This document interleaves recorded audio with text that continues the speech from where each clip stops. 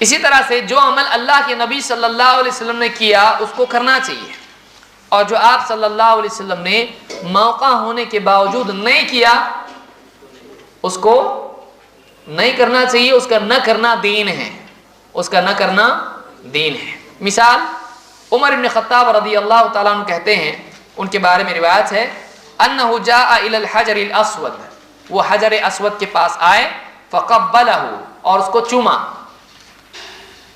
فقال انی اعلم انک حجر، اور کہا کہ میں جانتا ہوں تو ایک پتھر ہے، مجھے معلوم ہے تو ایک پتھر ہے، لا تضر ولا تنفع، تو نہ نقصان پہنچا سکتا ہے اور نہ نفع پہنچا سکتا ہے، ولولا انی رأیت النبی صلی اللہ علیہ وسلم یقبلک ما قبلتک، اگر میں نے اللہ کے نبی صلی اللہ علیہ وسلم کو نہ دیکھا ہوتا تجھ کو چومتے ہوئے تو میں کبھی تجھ کو چومتا نہیں چومتا۔ یعنی میں کیوں چوم رہا ہوں؟ اللہ کے نبی صلی اللہ علیہ وسلم نے یہ عمل کیا ہے، اس لیے اگر آپ نے نہ کیا ہوتا یہ عمل تو میں نہیں کرتا، یا کرتا؟ کعبہ کا پتھر ہے، اتنا اچھا، چومے تو کیا پرابلم ہے؟ اپنی طرف سے سوچتے، صحابہ ایسا نہیں کرتے تھے، اپنی عقل لگا کر صحابہ کوئی بھی عمل نہیں کرتے تھے، بلکہ صحابہ نے اللہ کے نبی صلی اللہ علیہ وسلم کے عمل کو بھی اپنے لیے دلیل بنایا اور آپ کے ترک عمل کو بھی اپنے لیے دلیل بنایا، جو آپ نے کیا وہ کرتے تھے، جو نہیں کیا وہ نہیں کرتے تھے، تو اس کا نام دین ہے، اس کا نام دین ہے۔ تو یہ بدعت کی اقسام میں یہ جو ہے کہ آپ صلی اللہ علیہ وسلم نے نہیں کیا اس کو چھوڑ دینا کیا ہے؟ یہ دین ہے، جس میں مثالیں آپ دیکھ سکتے ہیں، جیسے میں نے بتایا تھا، مثال کے طور پر ایک آدمی فضیلت جانتا ہو جماعت کی، جماعت سے نماز پڑھنا چاہیے کہ اکیلے اکیلے پڑھنا چاہیے؟ جماعت سے پڑھنا چاہیے۔ کون سی؟ فرض۔ اب فرض نماز پڑھ لیے لوگ جماعت سے، سلام پھیرنے کے بعد امام صاحب تھوڑی دیر بیٹھے رہے، پھر کھڑے ہوئے، اور اس کے بعد جو سنت ہے وہ بھی سب جماعت سے پڑھیں گے، کیا پڑھ سکتے ہیں؟ کیوں؟ تو پہلی جو تھی جماعت سے فضیلت بڑھ جاتی ہے کہ کم ہوتی ہے؟ جماعت سے ثواب زیادہ ہوتا ہے کم ہوتا ہے؟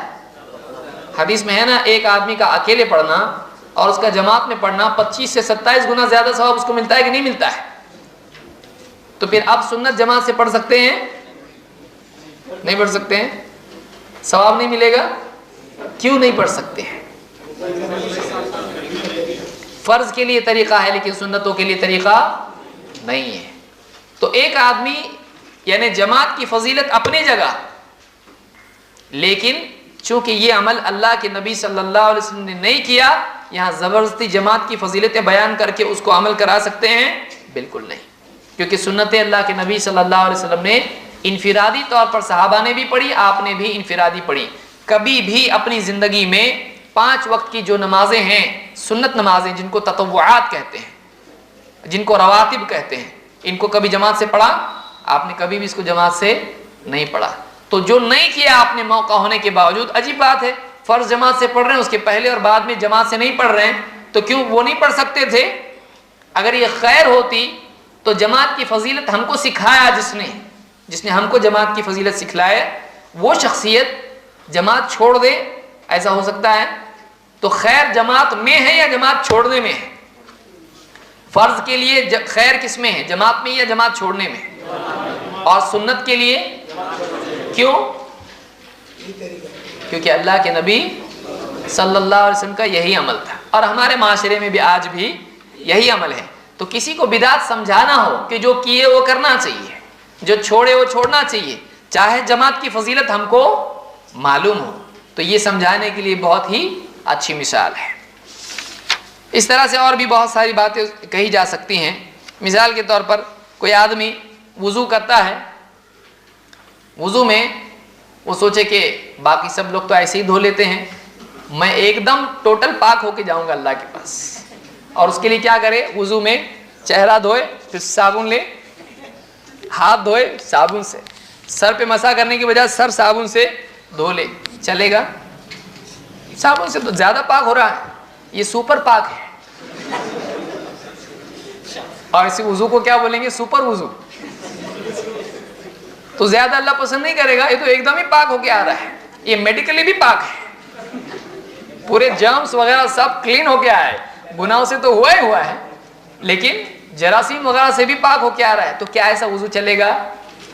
کیوں نہیں؟ صابن نے کیا بگاڑا آپ کا؟ چلیے اسلامی کمپنی کا صابن استعمال کریں گے تو چلے گا؟ نہیں چلے گا. کیوں؟